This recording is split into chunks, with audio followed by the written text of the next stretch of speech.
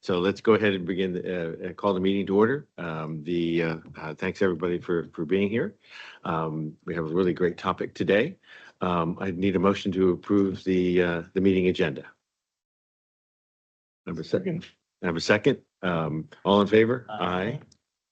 All right, so we have no action items today, but we really have a really great information item. If you read ahead, like everybody on the board did, this is going to be a really good session. So we're looking forward to it.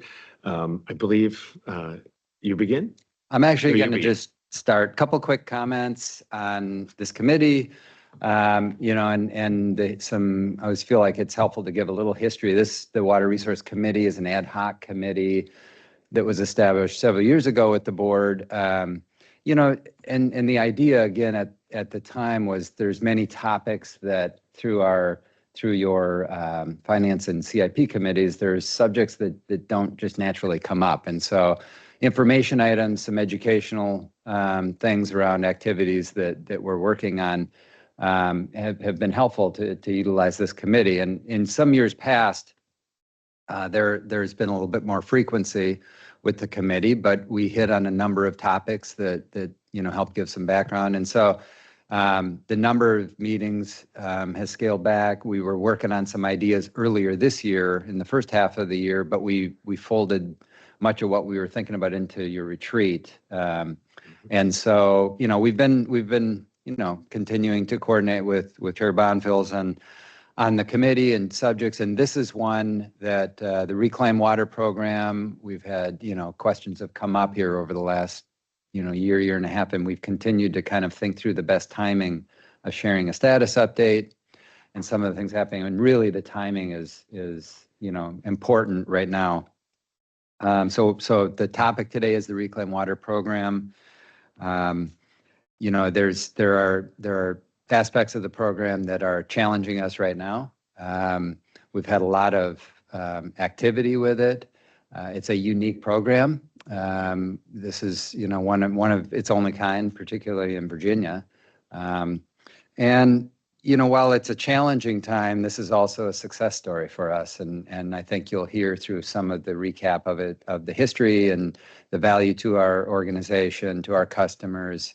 You'll get, kind of a sense of that, but then again, and leading up to where we are now and some things that are under consideration. And this conversation today will probably continue into a couple of the committee meetings this fall as we think about some of the current policies and status of things. So, again, one last comment from me on this. Like always, we've got a number of slides to go through.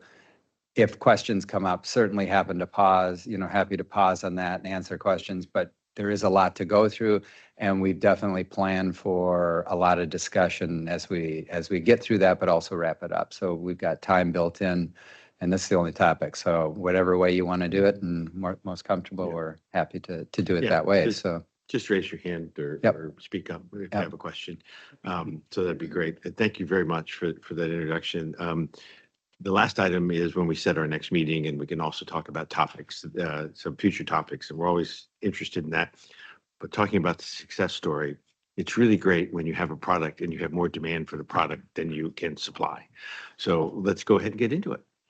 Chair Bonfils, I just wanted to acknowledge that. Oh, please. Mr. Vega, Mr. Kelly, and Mr. Moody are all online.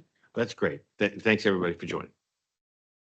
Well, thank you. Good morning. We're really excited to be here on this topic this morning with some updates on the Reclaim Water System.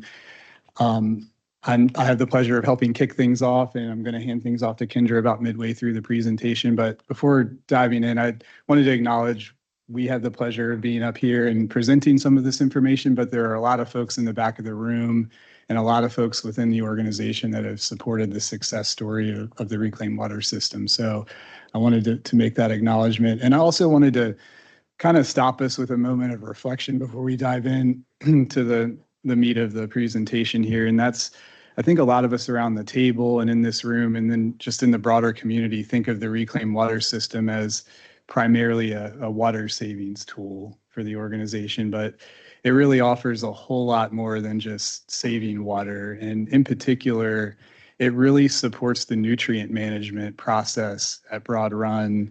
And I wanted to stop and note that it's going to be an important theme in the presentation today. And so we'll come back and revisit that, but just wanted to kind of leave you with that before diving in. So we've really broken the presentation to 4 parts. I'm going to talk about, hey, what were the initial drivers for developing this reclaimed water program and some of the history of growth in the program. And then I'd like to talk about some of the nuances of the operation of the system and what makes it different than our potable system. And then I'm going to hand things off to Kendra. She's going to step you through our demand profile in the reclaim system and how that's grown over time. And then she's going to really hone in on some challenges that we've seen recently where we've had a very large uptick in applications for service in the system. And that's going to challenge our current policies. And so we're going to talk about at a very high level what policy evolution can look like to help manage those requests for service headed into the future. So this graphic should look familiar to the members. We oftentimes like to start here when we're talking about our Broad Run facility, and it helps provide context for how we fit into the region. So as you've seen, we discharge into the river upstream of the 3 major drinking water suppliers for the DC region. So Fairfax Water, WSSC, and Washington Aqueduct. So we're in this unique Dulles area watershed. And that really led to a policy that is law in the Commonwealth that, effectively sets these extremely stringent discharge limits for our Broad Run facility. So naturally, that led to development of a plant that has state-of-the-art, at the time, state-of-the-art technologies to meet those extremely stringent discharge limits. So you've seen this diagram before as well, but effectively that involved outfitting the plant with a drinking water treatment plant at the back end of the wastewater treatment processes. So I'm going to kind of highlight, starting with the membranes, then it goes through granular activated carbon and UV disinfection before discharge into Broad Run and ultimately the Potomac River and the Bay.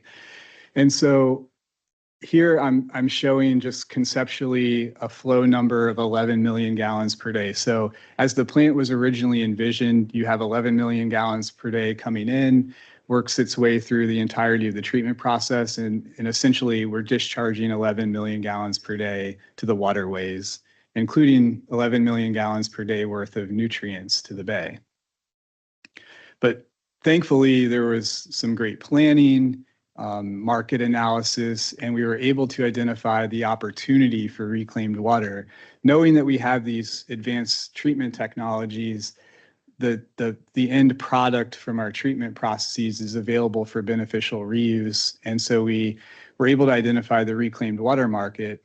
And so importantly, a couple of things, we're able to pull that reclaimed water out of the treatment process upstream of some of these final really polishing, finishing processes. And that really helps with operations. It helps with cost savings in the plant. But it also helps with the nutrient management, as I mentioned earlier. So again, same concept. If we have 11 million gallons per day coming into the plant and we're able to divert on a max day, say 5 million gallons per day to the end users, the data centers and the reclaim system, effectively we're putting just 6 MGD worth of nutrients back to the bay. So really, at this point, a key policy goal to review in the management of our reclaim system is that we like to try to maximize the year-round distribution of reclaimed water because of the nutrient management benefits, but also the other operational benefits that I mentioned. Mr. Allen has a question.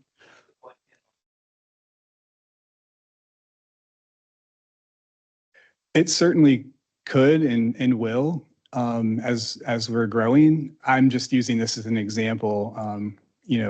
In recent times, this has been a typical max day around the 5 MGD mark. We need to have about 1 MGD coming out of the effluent. So it would never be down to 0 because we have to cool those UV reactors. So there's a little bit of a limit. Also operationally, you can only get so close right, to the water you have available. But yes, exactly. And so I've got just a couple more slides here before I hand it off to Kendra. I just wanted to point out, so with this in mind and sort of the foothold that we gained into developing the reclaim system around the time of plant commissioning, 2008 through 2010, we established this service area in and around Broad Run. It's about 10 square miles, and it really, it's bounded by areas that can operationally be supported by the facilities that we have at the Broad Run plant.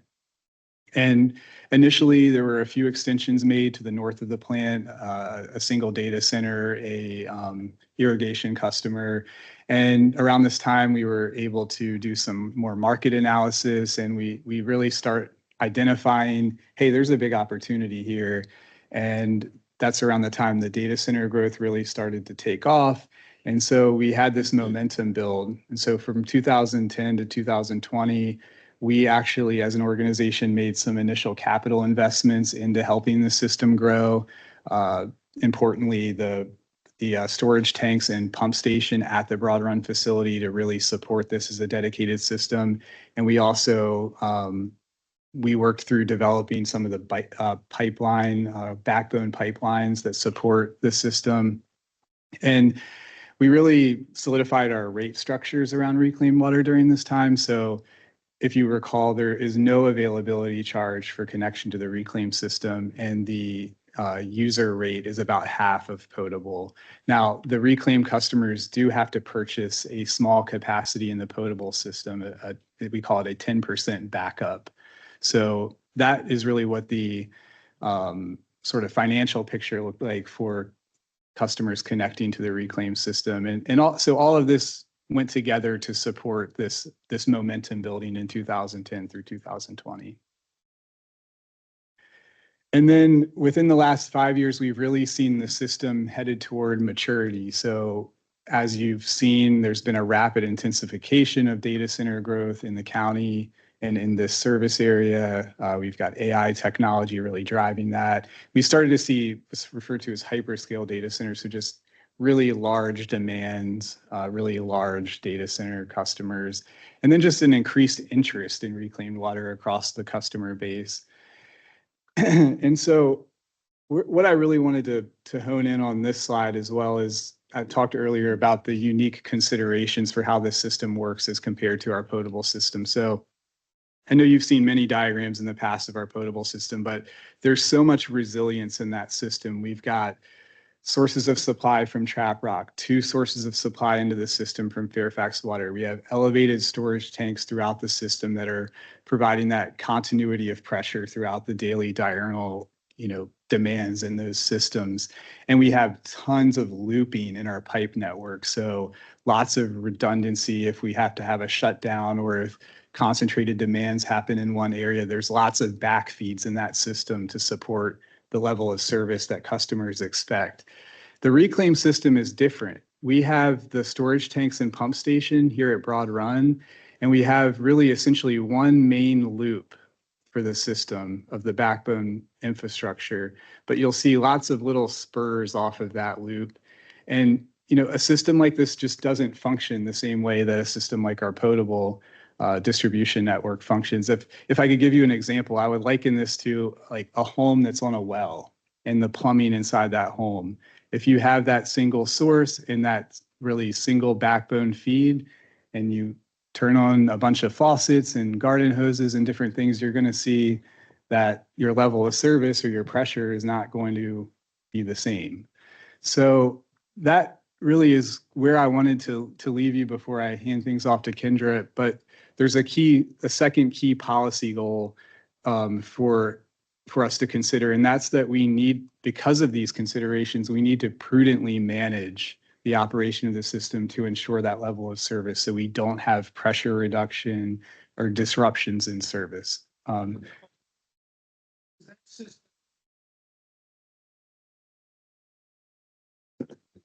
is relatively steady. In other words, it doesn't vary throughout the day, night, like maybe the the potable system operates. Does that system operate just steady state and No. No, it does not. It's directly related to the temperature. So it actually, you use a whole lot more water when it's hot, about 4 p.m., and then less water overnight as it cools off. They store any output capacity. Some data centers do have storage, others do not, but that's on their side of the Oh, yeah. property. Yeah. Yeah, and we have a note here at the bottom of the slide, just for your information. So currently our system of data, currently within our system, we have about a 50-50 split of data centers using potable water versus reclaimed water. So we really wanted to kind of highlight this here because part of what we're going to get into in the second half of the presentation is looking at, we are seeing pressures to where we're not going to have, we have applications for service that are exceeding available supply of reclaimed water, but we are able to serve customers through a combination of reclaimed water and potable water and the potable water system. So I'm going to go ahead and hand it to Kendra and move to the next phase. So we're going to start looking at the operations, and we do have a lot of slides in the bullpen. Just as questions pop up, I realize now, as you asked the question about diurnal profile, we don't have any of that. What we're looking at here are daily demands on the reclaimed water system. And we've got 3 concepts that we have to look at. What in blue is the water we're supplying out of the pump station at Broad Run every day. But every reclaimed water user has to sign an agreement with Loudon Water, which is unique, not on the potable water system. And that's because there's regulations as to how non-potable water can be used. And we have to pass those requirements on to the users is the main driver of that agreement. But we've also used it to establish the capacity that they're asking for. So what you see in black is where we add up that maximum day capacity that all our reclaimed water users have asked for versus what collectively they're all using. And you see a real big gap. And that is going to depend on temperature, the growth of the data center, because when they first come online and sign that agreement, they're still scaling up. Some of them scale up in phases. They'll come back and build out more in their facility. So there are time periods. You'll see here, we signed a lot of agreements between 2020 and 2021. And then you start seeing more growth in our max day as those data centers build out. So growth, the use is a little delayed from when those agreements are signed. You'll notice this year, demands aren't as high because, as we all discussed when we got here, it's been an exceptionally cool year. So even though we have continued to sign on data centers, and we think this year we're going to end with a max capacity with all the agreements signed of about 8.2, but I think our max day is going to be maybe like 4.5. So much less than the year before because that's temperature driven. So when we think about what connections we can accept, there's a lot of layering that goes in here to realize what those demands might be like, actually experienced on the system. So now we have to start scaling out and looking at time. And I want to take you on the journey that we've been through. So last year, we saw the next 2 years of agreements. Really, we were signing agreements that we saw agreements, applications for service in the land development process that looked very similar to what we had in the past. And we always have to monitor those compared to the flow into Broad Run, because as we've just went through, that is our source of reclaim supply. So we have to monitor how much reclaim do we have, how much are they asking for in their agreements, and then how much do we think they're actually going to use. And we want to balance all of that because we want to make sure reclaimed water is maximized. We don't want to cut it off unnecessarily. We want ultimately this blue to get as close as we're comfortable to the purple. So we're diverting as much flow as we can. And last year, we thought our future would really look like this. So those changes in demands. As you've seen over the past 4 or 5 years, our winter demand has stayed relatively consistent. So we project that might continue to go up some, but not a lot. We imagined, based on what we knew about these connections, our max day would continue to increase at a rate relative to what we had seen in the past. And this was something we were comfortable with, but we could see there was a future here, right? Where reclaim was going to near supply. So we started talking about master planning to really try to figure out how we were going to maximize this system for the benefit of our customers, right? Our goal is to utilize this reclaim to keep user rates low and make it a benefit to everyone. This year, we started getting the hyperscale requests. And what you see now are the requests for service that are already in the land development system that would come online in 2027 and 2028. And these were all of a sudden, within the last 6 months, at a completely different scale than we had seen previously. And that is going to change our future picture of where we are and is going to increase the time period where we do exceed our reclaim demand versus the reclaim we have. But what's important in this is we're not out right now. The decisions we're going to talk about over the next couple of months are really how are we going to impact operations in the 2029, 2030 timeframe.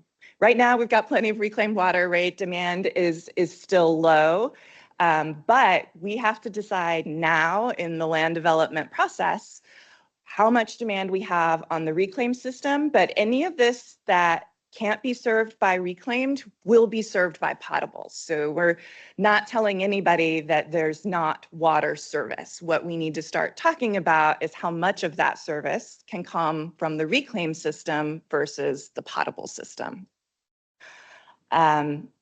To boil it down to just numbers, because we found as we looked at those graphs a lot, it's helpful to see the numbers in context, right? Right now, under agreement, we have for this year probably 8.2 MGD. We've got another 10 MGD of requests active in various stages of the land development system. So that would give us a total under agreement of 18.8 with an available supply in the next couple of years of around 11 MGD. So today, Broad Run's at 10. So we're assuming as we go out, Broad Run will be at about 11.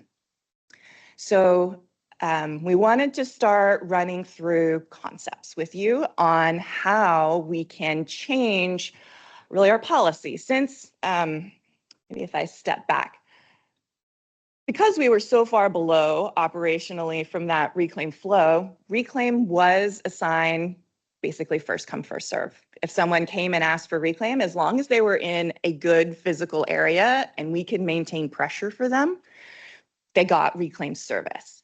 We aren't able to do that anymore because the requests just exceed the service. So we wanted to use this as an opportunity to look at connections with the greatest benefit to Loudoun Water instead of first come, first serve. And there's many ways that can be done, which is what we've been discussing internally for the last 4 or 5 months. And we've got some concepts, and we're actually going to look at what individual data center demands look like to really evaluate those concepts.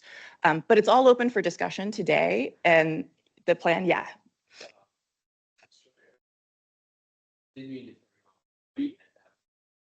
Analyzing the demand of different data centers, how deep would you go? Are you able to go? Because it's not just the water demand, it could also be the technology and operating paradigm that they choose to employ. So if it just was like the traditional model of potable water consumption, Yeah. the cost of that, the reliance on that has evolved over time. So you see data centers electing different technologies. Some of them that might be less water dependent are more power dependent, more electricity dependent. So how much information can you get to help you discern some of your future planning and really get into it? It's a really great point. Add to that, the decision that the data centers, hyperscalers make they're becoming more and more power constrained, as we all know. Mhm. And at the peak temperatures go up, if they have to use electricity to cool, that exacerbates their problem because they're demand related. So I can see there's going to be a lot more demand for water because it's much more efficient for cooling than using other methods, air cooled, air conditioning, Freon based. So that challenge of them knowing their use profile is really why we can't see them very far ahead. They have to be at a point where they know who their internal customer is going to be to understand that. So it's really when they're getting towards their construction permit and building that they're able to tell us, okay, this is what the demand profile looks like. Very early in the system, when they are in the process, when they just have first purchased their land and maybe don't have a user, they might ask for a really large quantity, right? Trying to secure that for themselves, but it takes time over the development of that property for them to get there. So it's why we're not projecting any further out than 2 years. All these that we're showing you here, they have been able to tell us what their use profile looks like.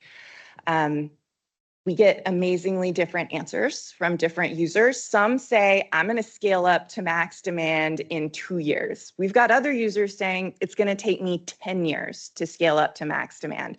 But we are layering that in all the information you can see. So we do eventually get it. We do just get it pretty late in the process, but that's as soon as they know it. That's the point you're making. They really don't know it any sooner. So our goal here is to keep this policy as flexible as possible so that they're prepared coming in, knowing what's available and how it's going to be offered. And we have the flexibility over time to make some changes, if that helps, but can get into a little more of the details. But it is the challenge with all of this is if we could know 10 years ahead of time, right? Or even when they permit with the county, they don't know what that water demand profile is going to look like at that time. It takes more time for them to develop that. And this is definitely a challenge for them reciprocally because they need to know how much capacity they're going to get. That's why our overall message here has been we still have water for them. We're just looking at how much comes from the reclaimed versus how much comes from potable, but they can still be water cooled. I think it's a great question. I think we're also going to touch on that element again toward the end of the presentation as we put forth some considerations for how policy shifts fit in with the land development process and how we can do our part to create clarity around what you're asking in the development process. Do you look into the specifics of their demand? I mean, whether they're blowing up their demand unnecessarily? Do you guys review the figures they come in with? I mean, we do look at what they've used versus what they've asked for. I don't think we can say whether it's unnecessarily or not, because how they operate is on their side. They can be blowing up their numbers just to cover their rear ends. Oh, you mean what they ask for? Yes, yes. That's what we're trying to manage with those dots is. Well, I'd say through the entirety of the land development process. So from when they first come in for conversations with us through their first plan submission, all the way through, multiple review cycles to the end. I think that's what Kendra was touching on before. That picture can look a lot different from that first conversation to when they reach sort of plan approval and are headed into construction permitting. We really try to do our best, like at each plan review, requesting additional information. If we're questioning something, if we're looking at hey, this looks similar to this one we've already seen over here. We have, empirical data on how a data center of this size or location would operate. Our staff is doing all of that, and we challenge it to the extent we can, but there are still challenges within that. Can we go back to that previous graph? You see the bottom graph, how linear it is? Like that would be, forget about the hyperscalers. That would look accurate if you were just forecasting regular growth, as we've seen over the past 10 years. But when you look at those green dots, that's not regular growth anymore. So I'm just questioning whether or not, even though that goes up, it looks fairly linear. Yeah. So I'm worried that the assumptions that we're making in the green are way off. I'm going to show you what those look like next. Yeah. Yep. You It know it what- looks a whole lot different now. You know what's driving that? Is high performance computing and GPUs, which are very heat. Right. And those servers are very dense and they were water cooled. That's not the same potable water. It goes to a heat exchanger, but it's driving it and seeing a lot of demand. And then the traditional data centers that we already have, can they convert to like AI driven data? They are. centers? That's what's driving Okay, that. They are so- doing that. They're buying So the. what if all the ones we have, are people coming back asking for more capacity than they did? in this? You're right on the point. That's exactly the point. Yeah, these data centers can actually put more density compute in there, which requires more electricity and more cooling. And that's what's happening. Yeah. Mr. Kelly has a question. Yeah, hi, good morning. Kendra, is there, or Alton, is there, assuming that after a year or two, you find that they're not using anywhere near what they asked for, is there any additional charge to kind of hold that available for them at some point in the future?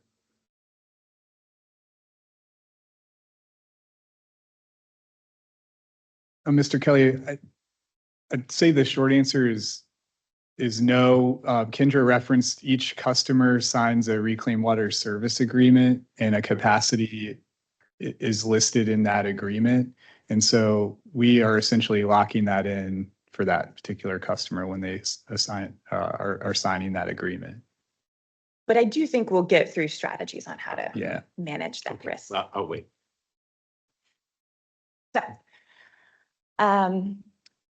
what this section is are some concepts that we want to talk about to potentially be developed into a policy. So a policy that would move us away from first come, first serve into selecting, managing connections so that we can maximize the overall use of reclaimed water, because that is the large driving goal at this time for Loudon Water. So two concepts that we're going to talk about are prioritizing connections based on a use profile, as well as limiting individual connection size.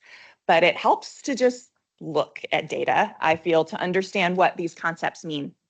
So what we're looking at right here are two existing reclaimed water user profiles for 2024.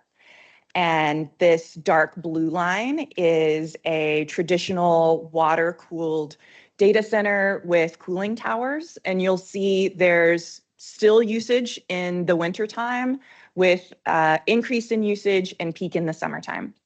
The green line is still water-cooled, but it's adiabatic cooled, so a different style of cooling, where use is completely shut off in the wintertime, and they're only using when it gets over a certain temperature outside. And this concept is what drives that dramatic drop that we see in use in the winter.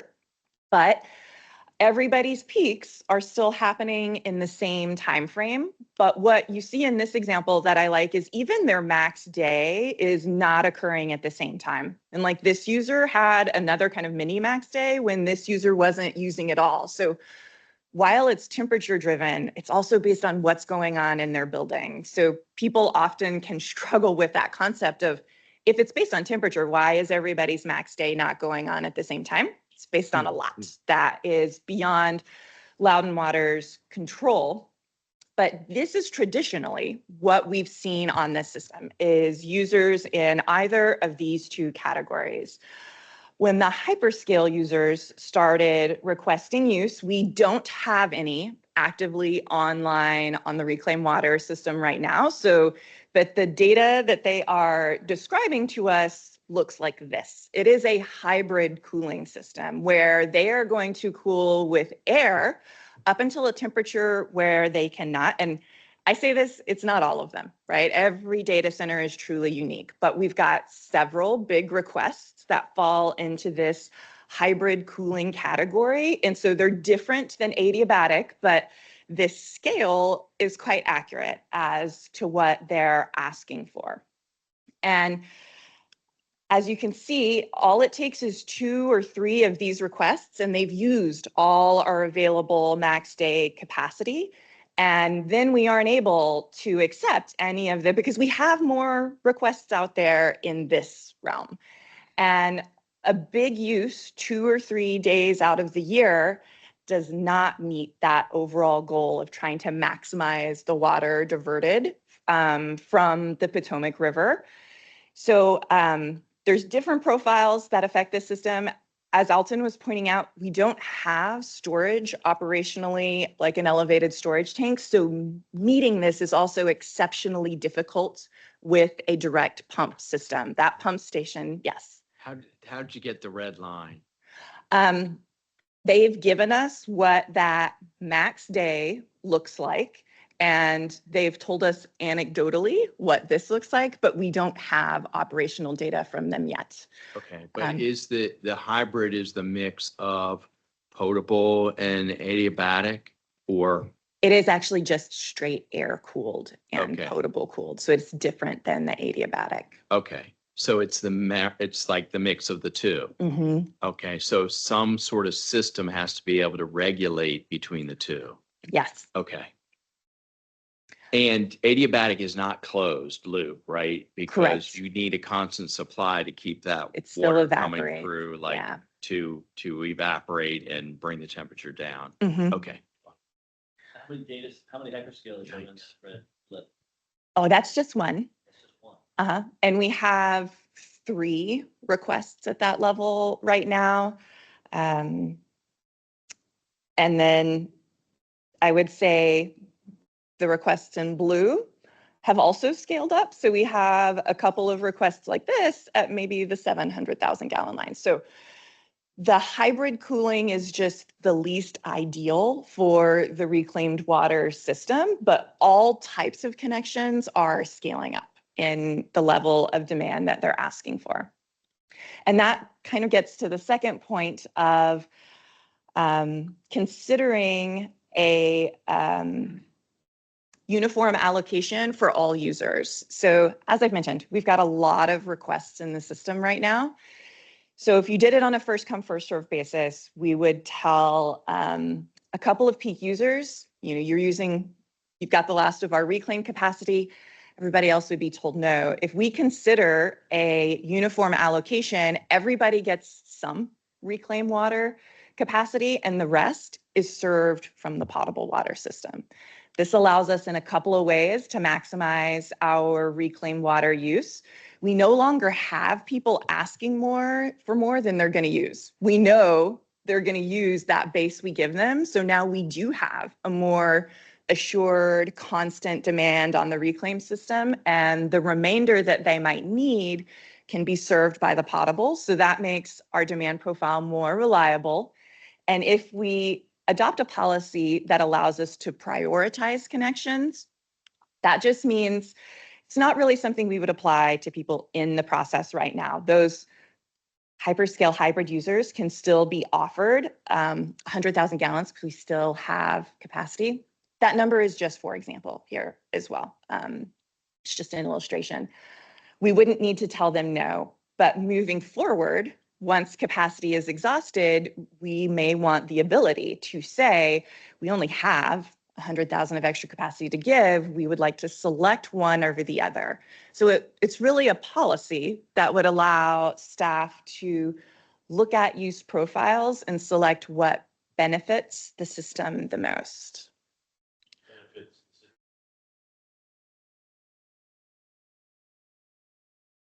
This is actually not a revenue generating source, the reclaimed water, because the potable water they pay more for, right? So maybe when Kendra says benefits the system most, it's probably calling back to that point of we're balancing flows year round. So we're getting that nutrient management benefit, a better benefit year round. But also, if you'll recall the slide that I was on where I showed you the system and its limited looping and the pumping and so forth, it also, that future state might look like oh, a data center here close to the plant or in this elevation zone is going to be easier to support than one more data center down in this far corner where there's already a big cluster. And if they all come on together, that's really going to challenge pressures in the system. So she's really talking about a case example in the future when we're already past our total allotment, and then year by year, as flows slowly increase to Broad Run, we might just have a little bit of capacity we want to dole out in the most appropriate way that really hits on those two key policy goals. Spend a fair amount of capital. And we have to maintain them. So if we just have a single spike use once in a year, it's better to have. Yes, it is. It is. Yeah. A little closer. Okay. But you understand my point. Yeah. I would just say to add on to what Alton was in prioritizing connections and how that concept might be applied. Many of those hyperscale users are down here. So they're on the end of our loop where it's furthest away from Broad Run. Yeah. Down there. Okay. Down here. So hardest for us to pump to as well. There's no tap fees, there's no connection fees. Got a spare one over here. So there's no connection fees that we charge to connect up to this? They pay 10% of what they're asking for essentially in a potable water availability fee. Okay, which is a pretty small fraction. Yes. So if I'm a data center, why would I not want to reserve a significant amount of capacity, well beyond even potentially what I'm going to use, just because why not? And I think what you're hitting on is why they will not like their connections being prioritized because they would prefer to get the discounted water. They don't care about our goal, right, of maximizing clean water use. Sure. Okay. So you mentioned the nutrients and that it helps us in our nutrient allocation. Are you going to go through some of that in this process in your presentation? I know we've talked about it before. Yes, we definitely can. I think I would just go back maybe to the graphic.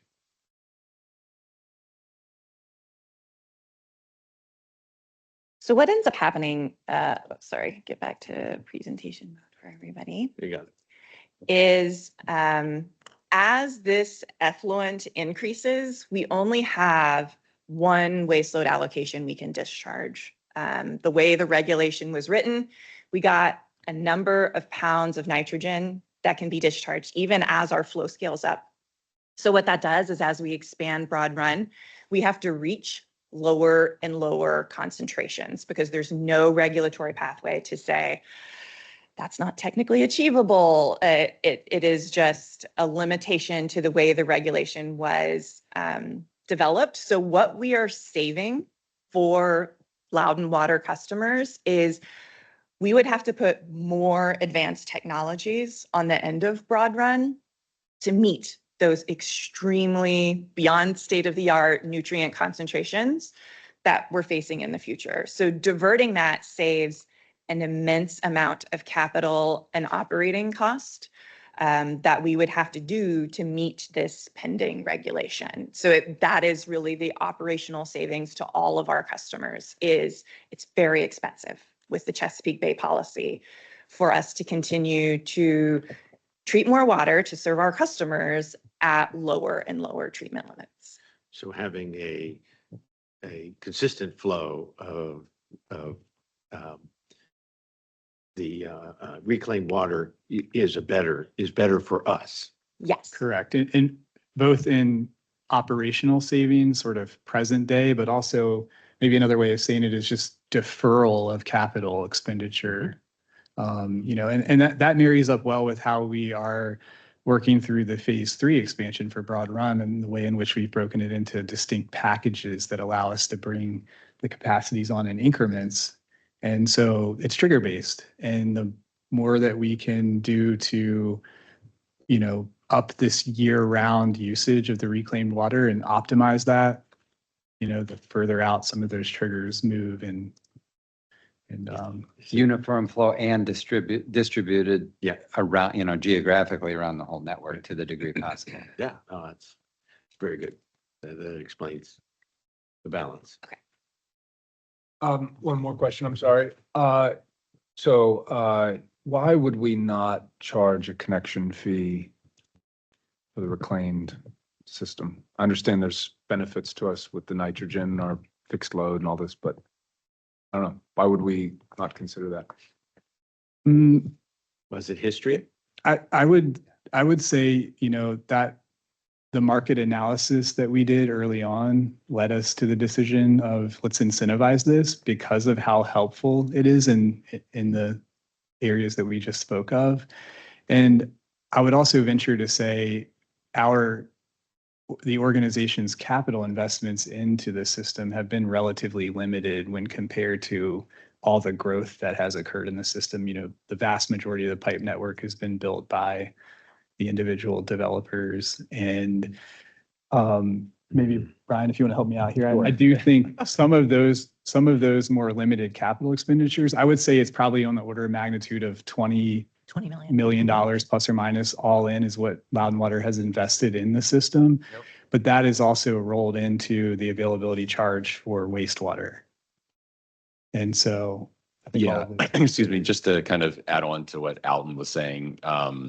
Yeah, 15 to 20 years ago, market analysis was done and the determination was that the real beneficial use of reclaimed water is the nutrient management and offset of our potable demand. And so we had no customer base at that time. A decision was made to, as Alton said, help incentivize customers getting on the reclaimed system. So there's no availability charge specifically for reclaimed. Your costs are rolled into your availability charge because it benefits the entire customer base having this program. So each connection is paying into the reclaimed water system. Your user rates also are charged to cover all O&M expenses for reclaimed water, as well as your R&R costs, just like your regular user rates. So we are recovering and planning for replacement of our system through your user rates of reclaimed water. And the history at, when this was all originally developed, there were no data centers in sight. So there was this incentive to attract irrigation uses. And the idea was, hey, if we can maximize, we'll feel really lucky. It wasn't, the ability to see these data centers coming. So, there could be questions, hey, over the course of time, has that dynamic changed? Is that part of what we should think about? But I think you really have to think about that whole history. So when they connect, they're required to get potable connection fee, and the connection fees are based on pipe size. So do they have to size their potable water size to include the lack of Yes. reclaimed water if they would have to use just potable? So they are paying a fairly sizable connection fee. They're paying 10% of what? No, 10% for the reclaim, but if they, A calculated availability fee for what they would need in the potable system, and they pay 10% of that, Yeah. So of that fee. we worked out what the numbers oh, good. work out for one MGD connection. So our example there that we were just looking at, so usage rate would be on the potable system, $4.13 per 1,000 gallons, resulting in a monthly bill of $123,000 a month. The half usage rate of reclaimed makes that bill $57,000 a month, but the availability fee. So we calculated it as a per max day use. If 100% of that service was coming from potable water, so there 50% of our water-cooled data centers out there pay that availability fee, it would be close to $15 million. But what Mark was describing is there is no reclaimed fee, and it is a 10% backup on the potable availability. So the reason that is 10% is because they're not allowed to use potable every day. So they're just using it a small portion of the time. At that time, it was determined to be about 10%. But that agreement dictates, though you have this huge potable connection, how you can use it. They can only choose to use it a couple of days, but Loudon Water doesn't guarantee reclaim service. Why we haven't invested in that system with all the redundancies that the potable has. Our potable is invested as our backup. So in the last couple of years, we have completely taken the reclaim service down for a couple of reasons. Can I ask you this, and just take a second with me? You have influent to this broad run system. Mhm. And your nutrient max load is legislatively mandated with very little ability to change. So as your influent in your system increases over time, it's almost like you need the reclaim system. The reclaim system has an attractive quality to help offload that nutrient credit.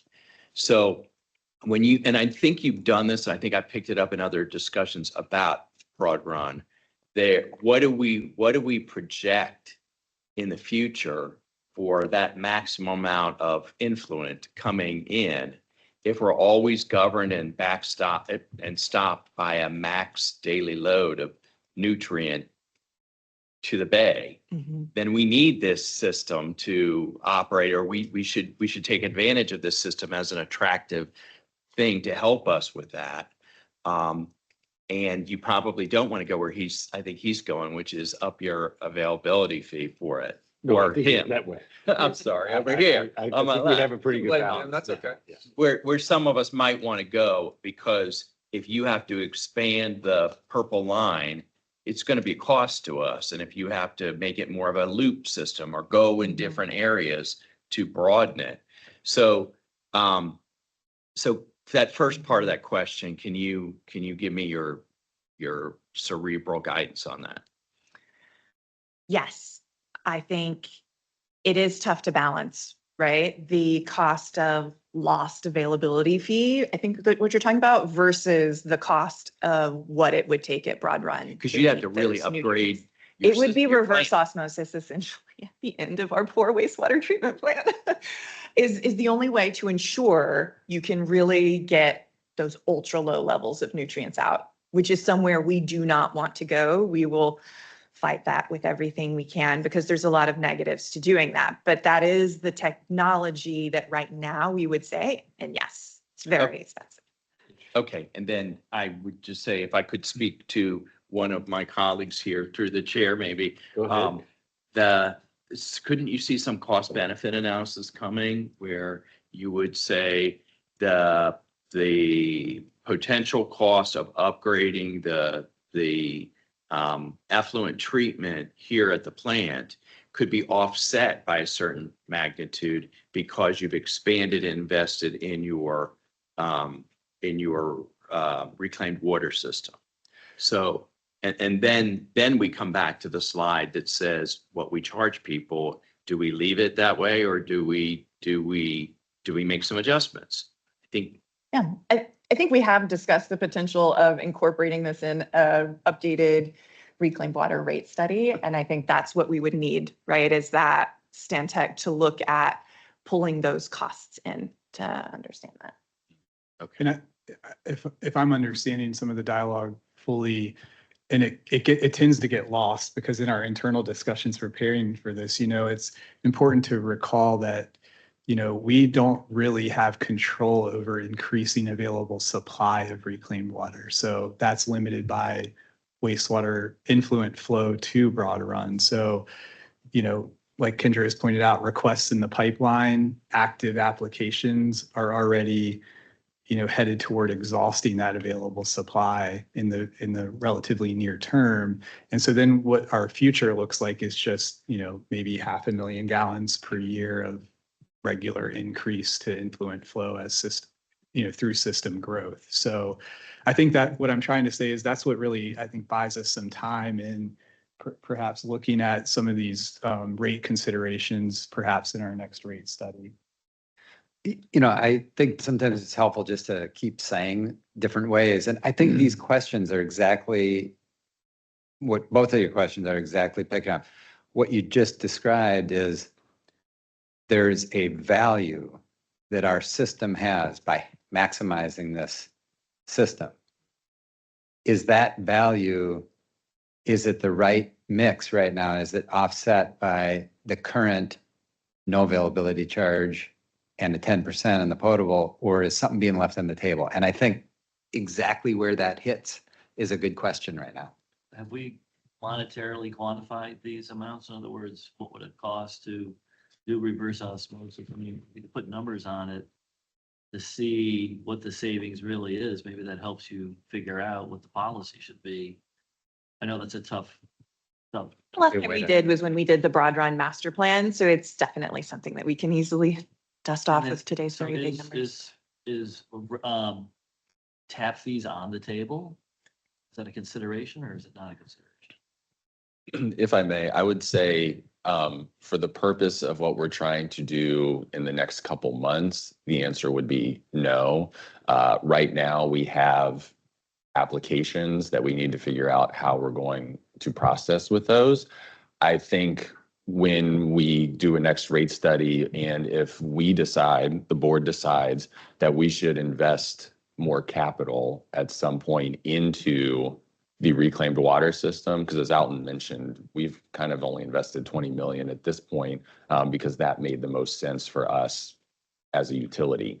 If the decision is made that we need to invest more heavily into the reclaimed water system, then I think that's a good time to kind of have that conversation of, do we need a specific charge for a reclaimed availability fee?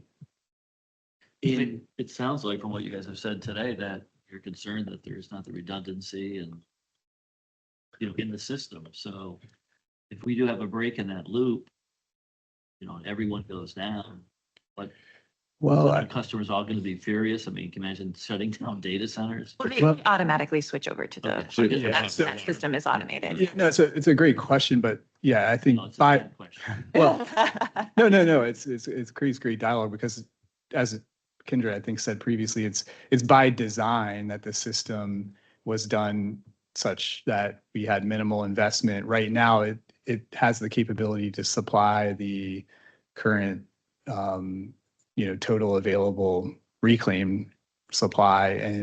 And so that's why we're trying to, avoid additional investments for now, but make decisions that help us manage the rest of that remaining capacity. But again, yeah, the potable system is there and has always been envisioned as the backup or the insurance policy for any disruptions. So are you saying, looking at this graph, that really narrow demand in the middle of the year is going to have to be really fulfilled by potable water at some point? Yes, and I did want to just highlight, because I thought this discussion really was good. All that capacity above what reclaimed we gave them, that would be at the full potable availability fee, where if they got all the reclaimed they were asking for, all that capacity, we would only get 10%. Like with those numbers, it would be that individual user paying 1 million versus about 14 million if we just give them a small uniform allocation equivalent to everybody else asking for reclaimed water. And this is really the essence of the policy shift, as was kind of pointed out earlier. It's, from its inception up to date has been nearly the sky's the limit. Applications come in, whatever the user really ultimately lands on by the time they reach construction permit phase, it's there and available. We're having to shift the thinking a little bit to, okay, what's best for Loudon Water's system and the entire customer base? And we're trying, again, we're putting some policy thoughts out here today that we're still trying to be mindful of the data center community, the end users, that I think factored into, whereas this uniform allocation that Kendra's proposing here is 100,000 gallons per day. It's, well, everyone can have some of that, because for some of the end users, the data center customers, sustainability is important, and being able to have some allocation of reclaimed water and mix that with potable, that's important. And so while yes, policy change is hard and it's impacting, the community financially, we're trying to do it in such a way that it can be beneficial to all the parties. One other observation real quick, I'm sorry. You go first. No. The water user, in this case, significant amounts of water in some cases, they're also in a way a supplier for what comes in from sanitary to treat. And it probably needs a little less treatment because it's not really people dependent. It's the use of the water and then it comes out. Do you see any relationship like on the sanitary sewer side of things where that effluent from the user who's using a great deal of water to ostensibly cool their equipment is also providing influent to the plant that doesn't need a whole lot of treatment, maybe? Yes. So it's like you're getting something back for the deal. And then you don't have to, it's not a real heavy treatment process, I would imagine, because there's not people dependent. So should that factor into your consideration as well? Because they're just not a supplier, they're just not a demand on water. They're coming, some of that's coming back that drives the influence supply and basically. Is that all How- mixed together? How It much? is all mixed together, but we do have a mass balance model looking at that. Because some of it goes to DC water. And the other thing is it's an evaporative source. So that 1 million gallons on their hottest day, they're using that water as much as they can. And we get about a third of it back. So we get about 300,000 gallons back, but we are tracking where that goes because it does affect the overall concentration of pollutants coming into Broad Run. It also, So how is the savings, help me understand how it saves us money by having water that's easier to treat mixed with our traditional stuff? I mean, you still have to go through the systems, it still has to run through everything. Yeah. It's chemicals, I mean. yeah, it is. It does. It just costs less operationally. So the pumping is still the same, but yes, we're doing less work to treat it and makes that, how to say, the lower the concentration is, the harder it is to treat, the higher is the same. So, right, it keeps it in a more balanced area. So there is some benefit. It's just not as high as we would like because of that distribution between Broad Run and DC water. So you're getting some of the nutrients that you saved back into the system. Yes, but these are all concepts that we've talked through. When they evaporate it, it's actually, we've taken it from super low back to a concentration where we can treat it. So nitrates come out of our plant at about 3. When they concentrate it, it's back up at 6. Well, we can remove those nitrates from 6 to 3. So that concentration effect is actually beneficial as those nutrients come back and we get another stab at it. It is easier for us to remove it the second time. So it is a benefit to Broad Run, that concentration of the nutrients. Didn't we have an event a couple of years ago where somebody discharged something we could figure it out? Yes. So what was that? I can't remember. So those come from the data center construction process, which is different than the blowdown, just normal blowdown we're talking about right now. In the construction process, they passivate these huge stainless steel piping systems, and that has been a problem for our system. What was it? The last one actually wasn't a chemical. They also use biocides to prevent growth in their piping systems. And so the last event that we had in 2022 was in construction, they fill everything up and then they flush it out. So Broad Run gets it all at once versus just the slow kind of trickling of it over time. And they sent a whole bunch of biocides that we have a biological process. So it inhibited that process. So for about a day, the biology wasn't able to treat the wastewater. But we've got a system and process to control that. It's just over time, new things pop up. So in that instance, we just told them you have to slow down your discharge and can you use any less biocides? And they said yes. So once we figured out who it was and what was going on, they made the adjustments to accommodate what the wastewater treatment plant needed. So is that something we have in policy now or? Yeah. Oh, good. It's really, every data center is different. They use a lot of different chemicals. So as their construction methods are evolving, our system evolves too. But it's really focused right now on those construction activities because they're just big slug loads. The normal blowdown is fine. Well, I like your proposal here, and it's a very fascinating thing to discuss here, but our primary goal is to reduce our nutrient load coming out of Broad Run. That's what I'm hearing. And if I can repeat what I've heard, just for clarity, we are selling this reclaimed water and it's coming back to us a third of what we're selling. So we're getting less back. Concentration of nitrogen's higher, but our system can take out, you said from, 6 to 3. So we're cutting it in half again. It's a third of the water. It's a third of this effluent, excuse me. And then we're able to cut the nitrogen in half again. And then it's being discharged or potentially even sort of back into the reclaimed all over again. So it's this loop. So a lot of benefit to us on the nutrient side. And that's kind of our primary purpose here. Mark, your point's well taken that when all this was happening, there wasn't this incredible data center market. There wasn't all this demand. And so it's like, man, is the golf course, can we, convince these people to use this stuff or what? Well, obviously it's changed a lot, but we can't go back in time. To your point also about like connection fees and stuff. If you're connected, you're connected. We got service agreements in place. That just is what it is, which is fine. It's these lines here and just knowing the development world and how all these data centers are competing for energy, electricity, water, sewer, like all of the utilities. If there's no connection fee and I'm a data center, I'm going, I want to reserve the maximum I possibly can. And there's no penalty for me to do so.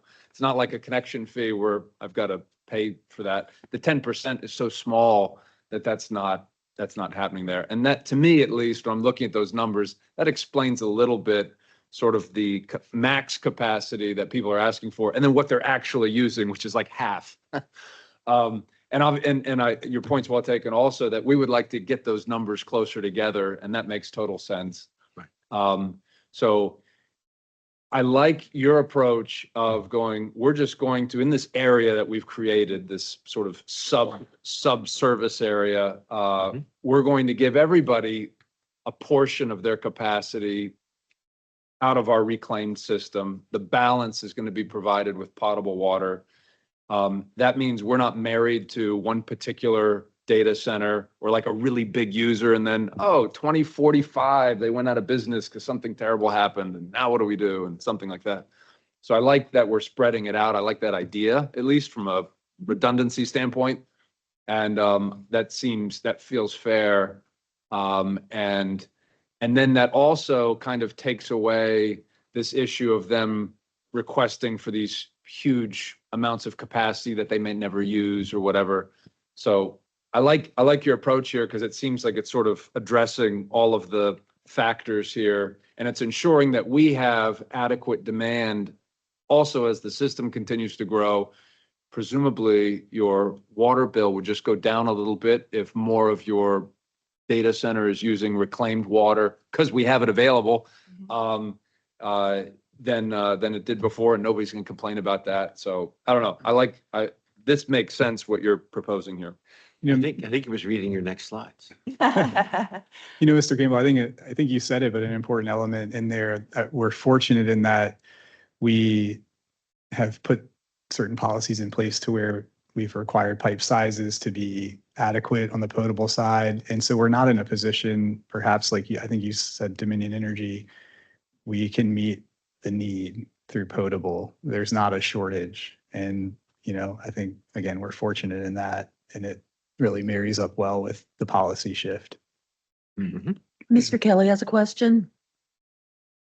Thanks, Jewel. Brent, I really like the way you summarized that. You were kind of going down the road I was trying to go down before.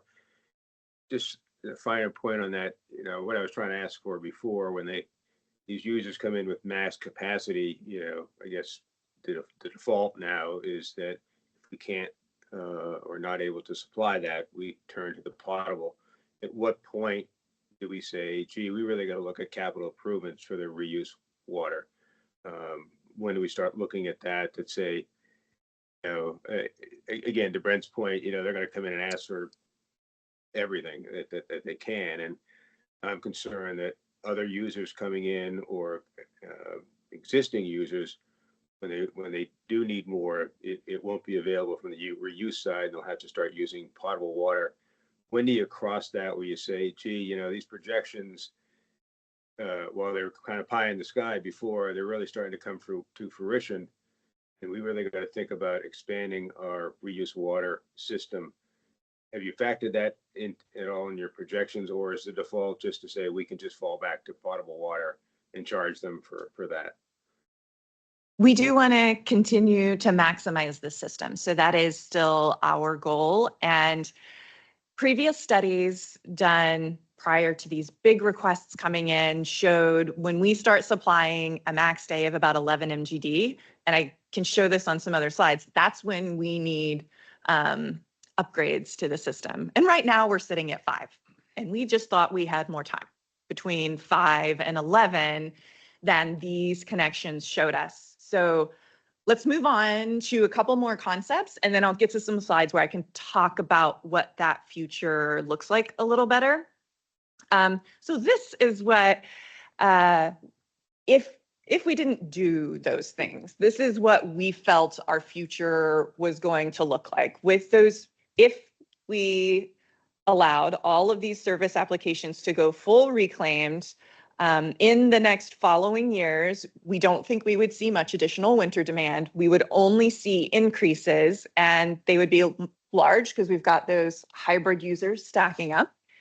And our max day would start exceeding all of the broad run available influent flow. So this is what that future, to exactly what you guys were asking, what that might look like. And with the two policies that we've discussed about prioritizing connections and giving a uniform allocation, our goal is to lift that wintertime use and spread the peak out with those so that we have a demand that looks more like this, is what we're shooting for over time.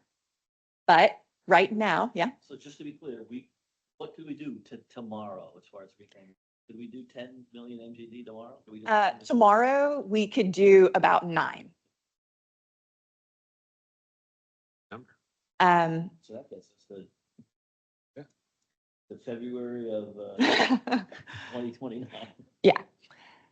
Long from now. But we need to make decisions right now for all those users in the land development system. But I think it's what everybody is saying. We want to make sure that we're getting this max day as close as we're comfortable to the purple line. And that means a little bit of long-term flexibility, which is where those two questions were coming up. So that brings the next two concepts that we would want to bring forward into policy. And that is, we haven't really said how we would plan to limit overall connections to the available supply.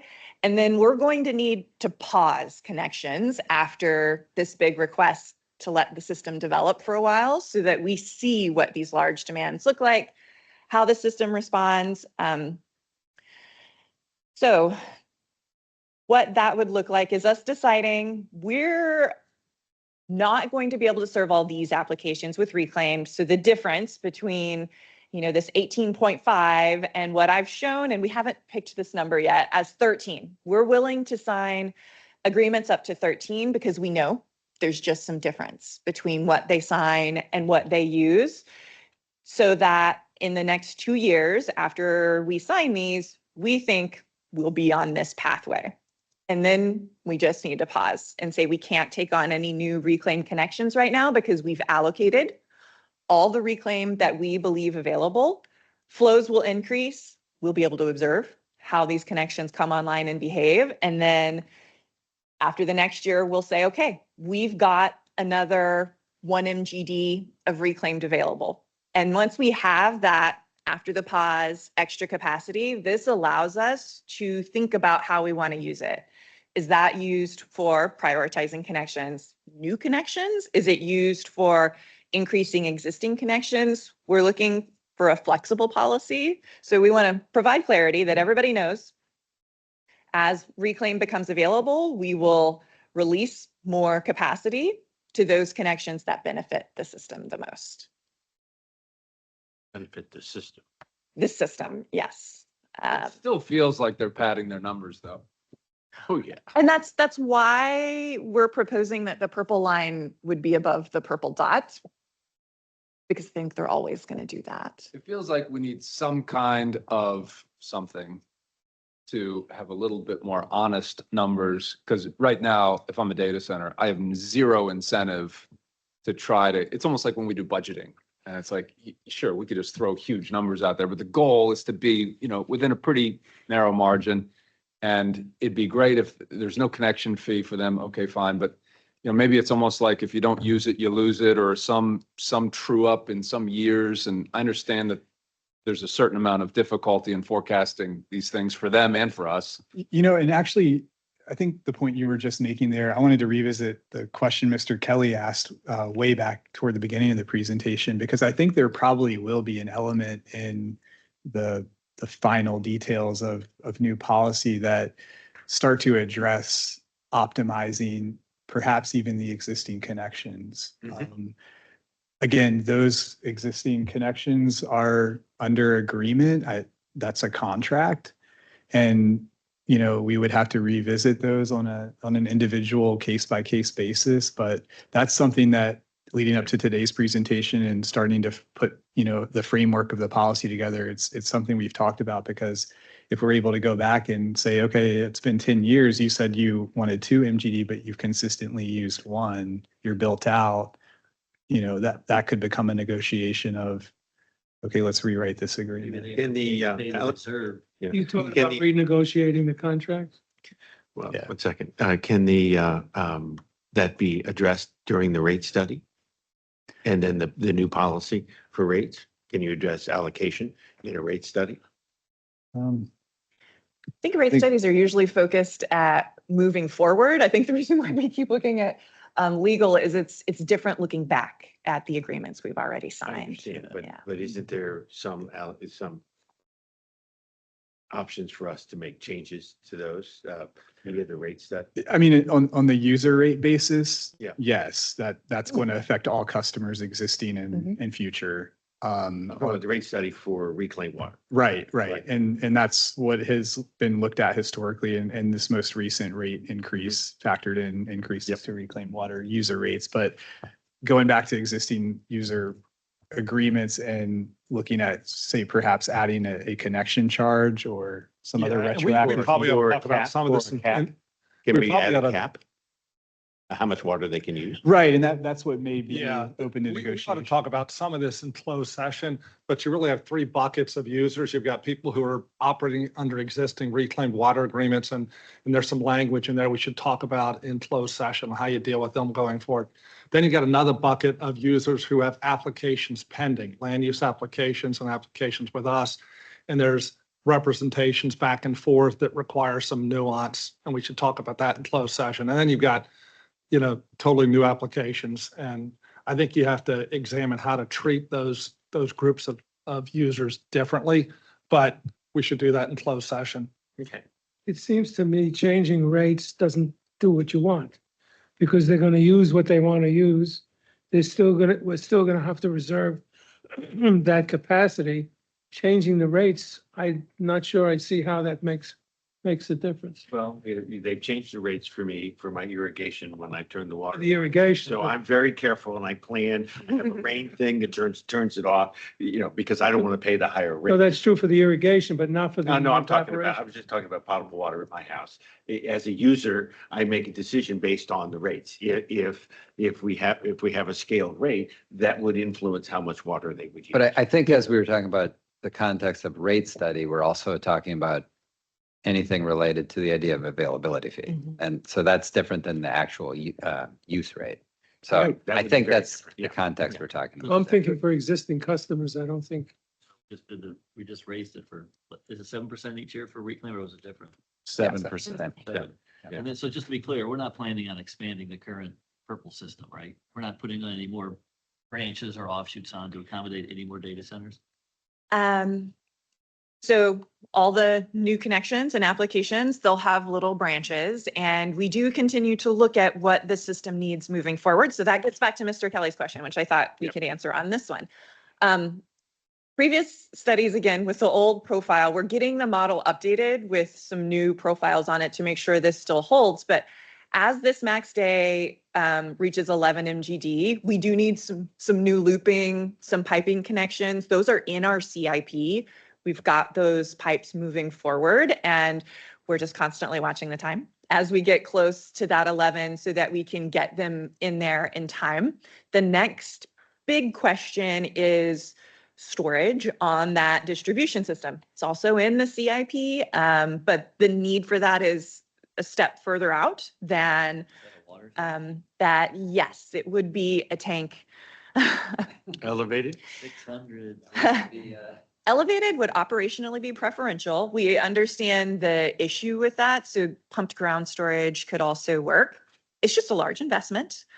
Operationally, it's a lot. So we want to think about it holistically moving forward. But I think I've said it a couple times, these new uses have just set us back to need to relook at that, and we're doing it right now. When you look at that original map you showed up with the reclaim system, we're not talking about like coming Oh, up to the no. JLA or Mm-mm. just No. A couple of operational needs Yeah. inside that network that are already Because built remember, into the CIP. flow is also the constraint. We don't have Yeah. the product to We be can doing major expansions. Continue to just serve that purple block and meet it all.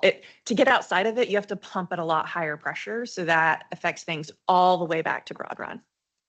I think I wanted to just address one last thing. Mr. Campbell raises a really good point, and correct me if I'm wrong, Kendra, but I think inherently in this new policy shift will be a threshold. We're using the example of 100,000 gallons per day per user connection.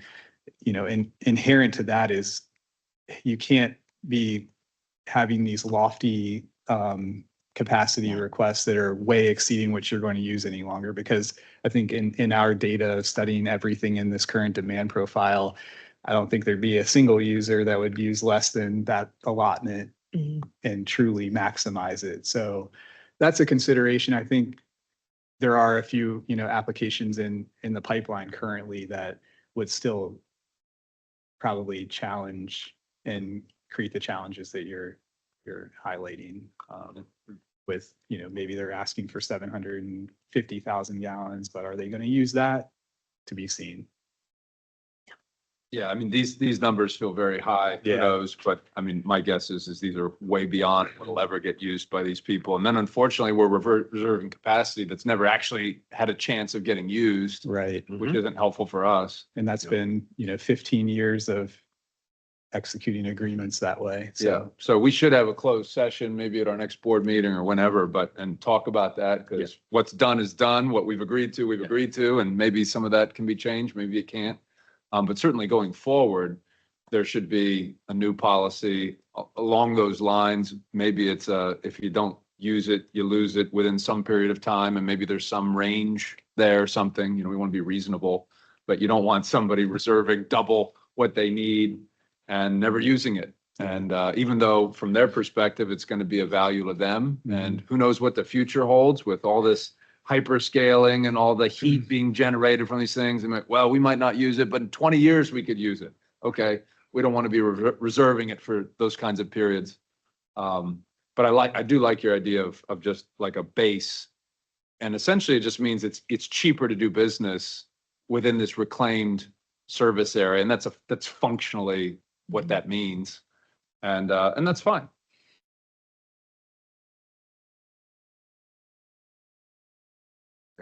All right, so we wanted to transition into what does this mean for people in the land development process right now? We have started issuing notice letters as people start getting their permit to construct, that reclaim capacity is limited and that policy would be forthcoming. But we've kept people moving through land development, but previously, again, they just asked for reclaimed and it moved forward and you got your reclaim. But now, when they're in the plan review stage, we would roll out if you're asking for reclaimed service, there's a request for that. They get their fixed allotment of reclaimed water, and the remainder they're notified would be served through potable water. But in that plan review, they often don't know exactly what they need. And in that stage, we often see requests start high and come down. And then once we get to the construction permit stage, we do already sign an estimated flow agreement on both the potable and the reclaimed system. We do this on the potable system as well. This is what their availability fee is based on. Moving forward, they would sign one as well for the reclaimed system. So it's really that construction permit. They're signing on that capacity that you're discussing. I just wanted, so an important point on that estimated flow agreement. So looking at the potable water system, really just wanted to highlight the purpose of that agreement is that particular customer may be requesting a large demand, 1 million gallons per day. It's an estimated flow. So they're signing that and basically that document is saying, I estimate I'm going to use 1 million gallons per day. If I exceed that, I will have to pay additional availability charges to Loudon Water. So that's a process that's been, it's a longstanding process for us. And it really gives us the ability to, monitor and come back and assess what would be due in terms of additional capacity. So again, Kendra is kind of highlighting here, we would seek to put a similar tool in place for the reclaimed water application so that it's, set in stone what that capacity is. And that would also help address, future exceedances of their capacity. We have a tool to go back and either bring that into line or put them on the list of those that may want to request additional flow in the future if it becomes available and is able to be optimized into the system. Is it like a tiered system almost? Is it, if they use more water on the potable side than they originally anticipated, do they pay a higher rate or no?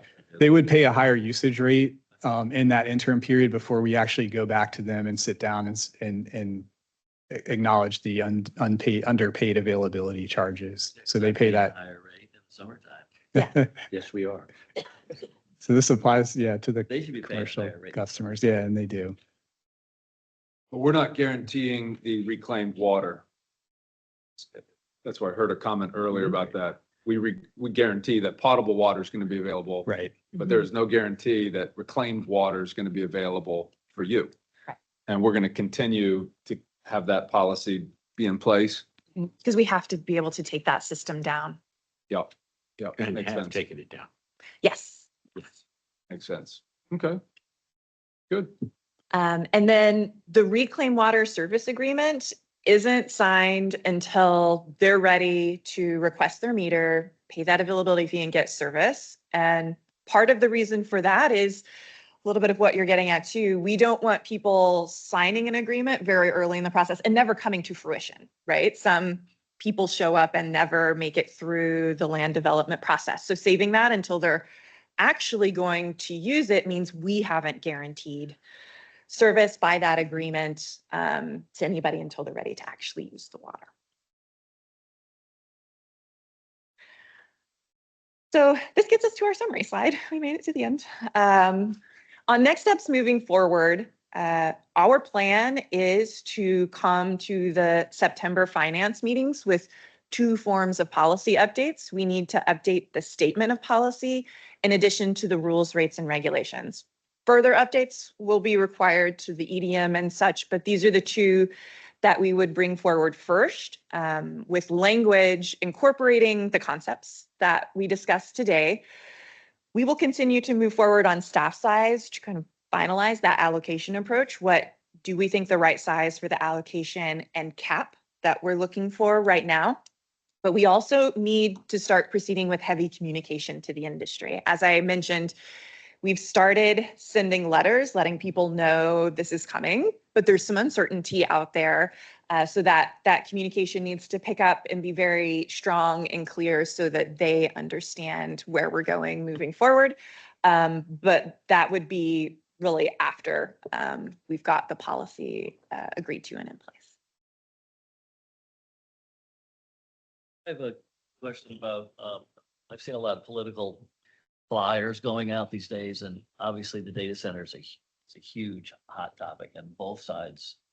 I've just been blown away by the last couple of weeks, some of the stuff I've seen. So, do we definitively, and you don't have to answer this, do the data centers, have they subsidized user rates to any extent? Have they hurt user rates to an extent? Do we, just as a board member, I get asked, but, by people, oh, the data centers are causing us to pay a lot more money for our water rates. Have we ever internally looked at where we would be without the data centers or with the data centers? I know it's a question we could talk about that some other time, but I just I'd like to know personally what the impact has been, whether it's been positive or negative. Good question. That's a hard one. I can start. I think our policies are balanced. We always say a growth pays for growth model. So to the questions you may receive of the data centers are driving rates up, they're paying proportionate availability charges and proportionate user Well, they're rates. not, though. And They're paying 10% availability charges, right? Is that?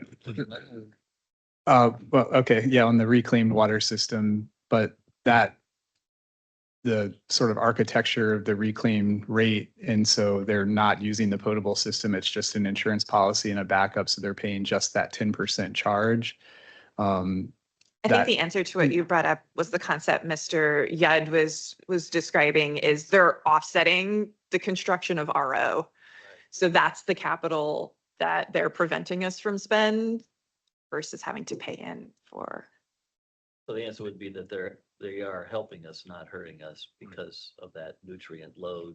But I think you asked it as all data centers. That would be just the ones on reclaimed water. And people do often have that perception that all data centers are on reclaimed water. It's just a portion of them. I think in the most general way, because we had this question a lot during the rate study last fall. And Brian, you can correct me if I'm, I think the way we generally answer is they basically pay their way. They pay their share. So it's in some ways they kind of are neutral.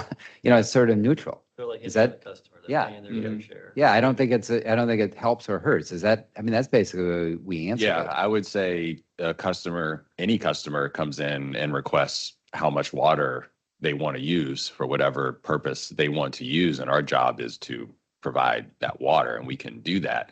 And then each person or customer pays how much water they use. And so our rates are designed to recover the cost of treating the water. And so a residential customer uses less than a car wash.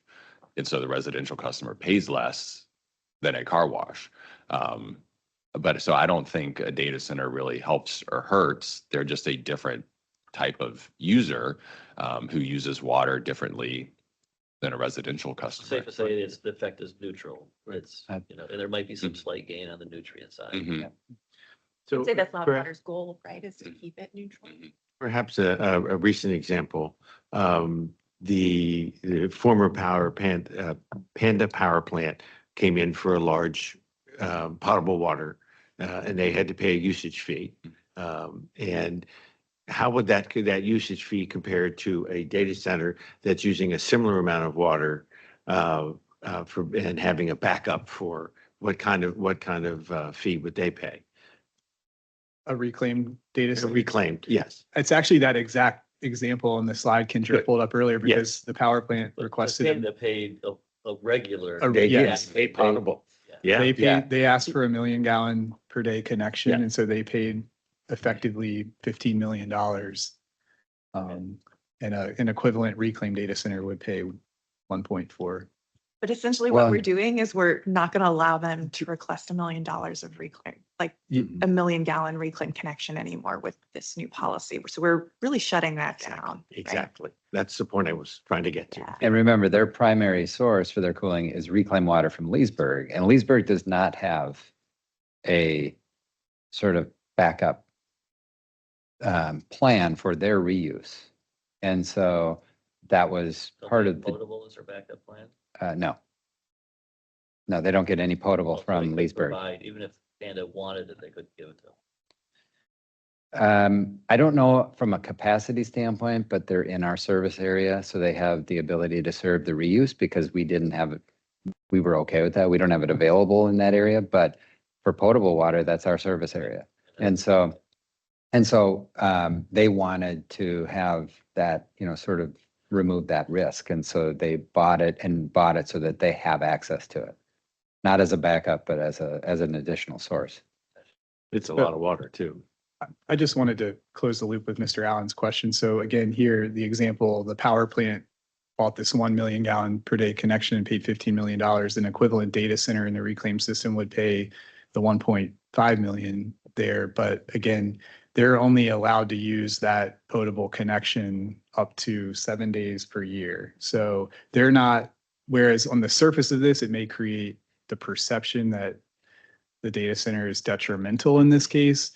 It's really not stressing the potable system, taxing the potable system in the way in which the power plant will be using it every day. And there's no way, even given this exponential growth, that they could affect our potable side from Fairfax. I mean, we have enough MGD to cover worst case scenario if they're all using, 1 million MGD a day in the summertime. Is there any concern that we would bump up against our max use between what we produce and what we can get from Fairfax? Is that even close?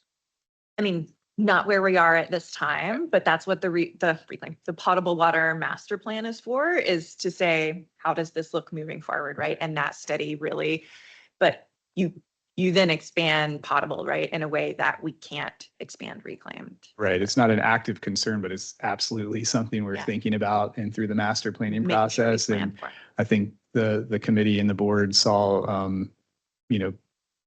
items coming forward recently for expansion of Trap Rock's capacity. How much MGD is that gonna add, that trap rock? Ultimately, we're going to 40. I think it's in two Okay. parts. So 30, 32, then 40. 0.8 support. That's to get our ratio up there. And then can we expand our agreement with Fairfax, or we don't know? Yeah, that's certainly on the table. Hmm. And we also know that one of our neighbors to the south, Prince William Water, is actively speaking with them about potential expansion of their wholesale agreement. So something that we can factor in. We have options. Yep. Mhm. Options. Oh, yeah, good. Mr. Allen, one thing I've been asked similar questions, I'm sure many of us have, but I remind people, Loudon Water is a not-for-profit organization. We're not trying to make money here. Dominion Energy is publicly traded, for instance, and they have shareholders and, they're trying to make a profit. We're not. And our tap fees, if we do it right, if I do our studies right, they're meant to recapture the full cost of whatever it cost us to expand our capacity, whether it's on the water side, the sewer side. So as long as our rate studies are thorough, which I think they are, we're recapturing that cost. We're not making a profit on it, but we're getting paid back. And then Loudon, we don't discriminate against users. So we don't care if it's this use or that use or whatever. Water's water, the fee's the fee. And it really doesn't matter whether it's a data center or any other use, whatever they're using, they're paying for. And again, as long as our rates are accurately determined, which again, we think we have done a good job on that, then at the end of the day, the money's there to replace the pipes when they go bad in 80, 90 years and so forth. So it should be irrelevant whether it's data centers or it's houses or it's office or whatever it is. It should be irrelevant, theoretically at least, unless we're not doing a good job on our rate studies. But we're, Well, where the rubber meets the road is when we did do the rate study and you saw us compared to other jurisdictions, we're on the water side, we're lower than most of the other ones. So Yep. anyone who makes the argument that data centers are inflating it, you can just point to that and say, look, Point to these that, other yeah. jurisdictions don't have data centers and they have higher rates than we do. So right. Yep. Yeah, that's good. I don't remember, does Fairfax have a reclaimed water system? The Noman coal plant does have a small reclaimed water system. I forget who their user is, but it is a little bit like Leesburg, where it's a single user system. So there's no way we can use that. That's too far away. Oh, yeah. Mm-mm. No, that's good. Are there any other questions? Yeah. For September Finance Committee, it'd be helpful if we had an understanding of where data center development is relative to the reclaimed area, because it's not exactly coterminous. There's data center development outside of the reclaimed area. So when we're generalizing, this is the impact on the data center industry. It's not exactly a one-to-one match for the geography of service area. Oh, So absolutely. absolutely. So it'd be good to have that, some more discussion about that or some graphic. If you I'm kind of envisioning a graphic that maybe helps illustrate, how many new connections are available, parcels there are in the reclaimed service area, like active or future, and then, more the bigger picture countywide. Well, yeah, we've all seen in Bomi, they're tearing down buildings, office buildings and, or commercial buildings and putting in data centers. So that's in the service area. So And we're I gonna see. encourage, obviously, all, CIP members to dial in for the finance committee Yeah, if you I want to will hear be about the there. Oh, politics. absolutely. Yeah. I already wrote that down. Oh, yeah. And at some point, whenever you all think it's appropriate, we should have that closed session. And maybe that's October. I don't know, whenever We'll you. coordinate with John. Yeah. Set something up. Yep. Really interesting one to talk about policy. Are there any more questions? I like your question slide because it's got a great picture on it. Yeah, it's broad run. Yeah, it's a good picture. And it's growing. Yeah, thank you. It was Thank you. very, very good. And we couldn't have done this in a regular meeting. So I think this is really a great topic. And the next item on the, is to talk about our next meeting. And we don't have a date and we don't have a topic. There's a host of topics to go through, but perhaps maybe at our board meeting, we could put it on the agenda for some of the topics for board members to suggest and for staff to suggest. So is that good? Yep. Are there any other questions? Going once, going twice? Do we have a motion to adjourn? So moved. Second. All in favor? Aye. Again, thank you so much. That was really good session.